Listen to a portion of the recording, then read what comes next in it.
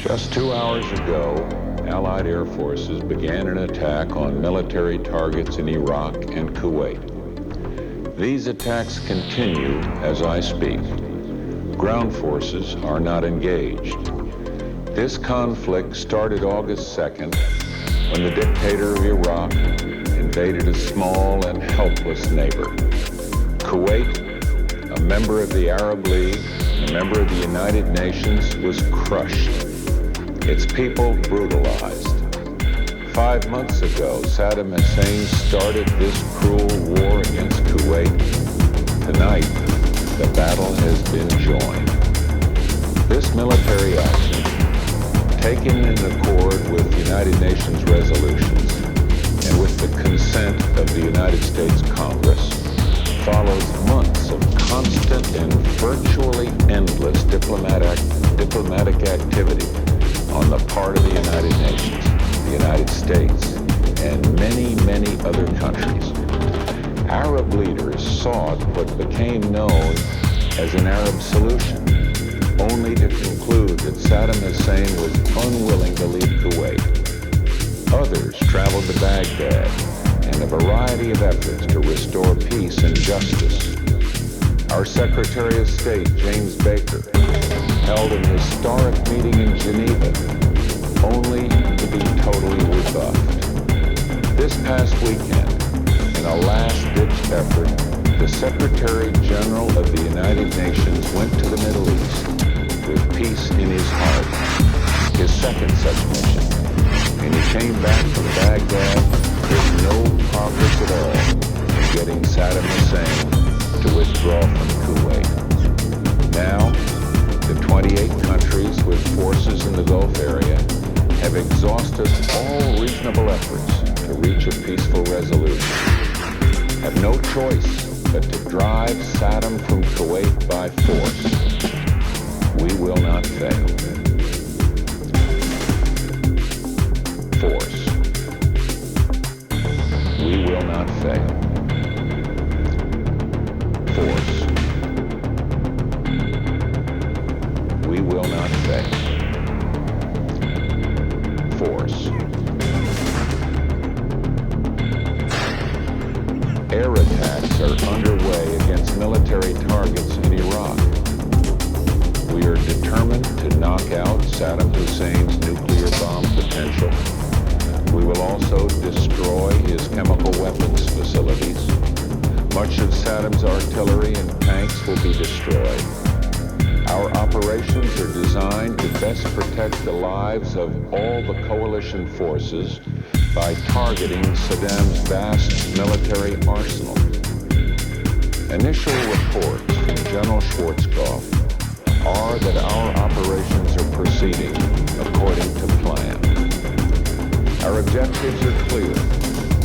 Saddam Hussein's forces will leave Kuwait. The legitimate government of Kuwait will be restored to its rightful place. And Kuwait will once again be free. Iraq will eventually comply with all relevant United Nations resolutions.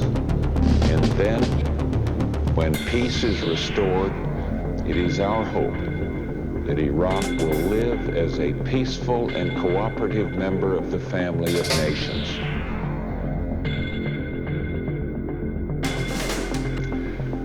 Some may ask, why act now? Why not wait? The answer is clear. The world could wait no longer. Sanctions,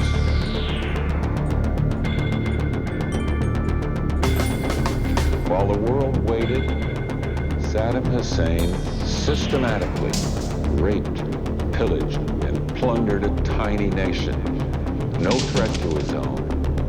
He subjected the people of Kuwait to unspeakable atrocities. And among those maimed and murdered, innocent children. While the world waited, Saddam sought to add to the chemical weapons arsenal he now possesses an infinitely more dangerous weapon of mass destruction, a nuclear weapon. And while the world waited,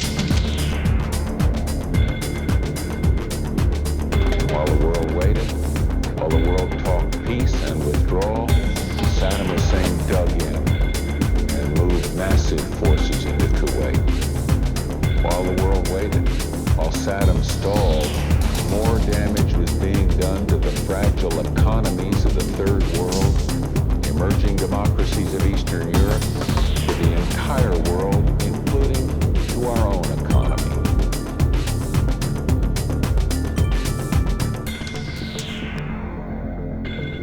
The United States, together with the United Nations, exhausted every means at our disposal to bring this crisis to a peaceful end. However, Saddam clearly felt that by stalling and threatening and defying the United Nations, he could weaken the forces arrayed against him. While the world waited, Saddam Hussein met every overture of peace with open contempt.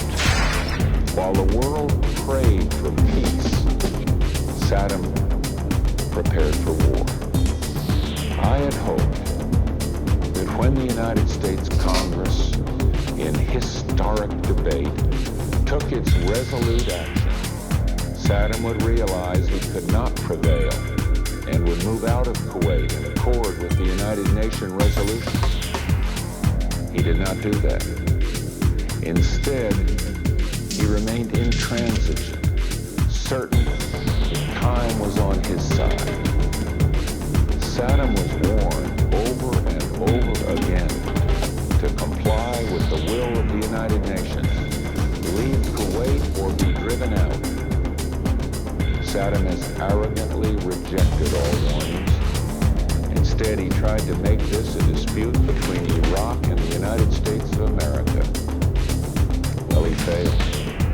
Tonight, 28 nations, countries from 5 continents, Europe and Asia, Africa, and the Arab League, have forces in the Gulf area standing shoulder to shoulder against Saddam Hussein. These countries had hoped the use of force could be avoided. Regrettably, we now believe that only force will make him leave.